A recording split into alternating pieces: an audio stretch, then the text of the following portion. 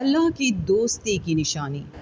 جب اللہ تعالیٰ کسی بندے سے دوستی کرنا چاہتا ہے تو اس کی زبان پر اپنا ذکر اور دل پر اپنی فکر کے دروازے کھول دیتا ہے۔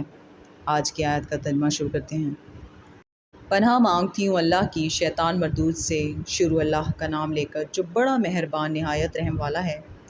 یہ مشورہ کر کے وہ یعقوب سے کہنے لگے کہ ابا جان، کیا سبب ہے کہ آپ یوسف کے بارے میں ہمارا اعتبار نہیں کرتے، حالانکہ ہم اس کے خیر خواہ ہیں؟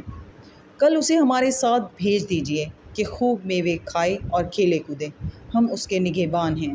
انہوں نے کہا کہ یہ امر مجھے غمناک کیے دیتا ہے کہ تم اسے لے جاؤ، یعنی وہ مجھ سے جدا ہو جائے، اور مجھے یہ بھی خوف ہے کہ تم کھیل میں اس سے غافل ہو جاؤ اور اسے بھیڑیا کھا جائے۔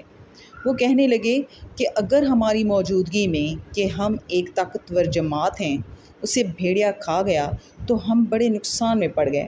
غرض جب وہ اس کو لے گئے اور اس بات پر اتفاق کر لیا کہ اس کو گہرے کنویں میں ڈال دیں گے تو ہم نے یوسف کی طرف وحی بھیجی کہ ایک وقت ایسا آئے گا کہ تم ان کے اس سلوک سے آگاہ کرو گے اور ان کو اس وحی کی کچھ خبر نہ ہوگی۔ صدق اللہ العظیم۔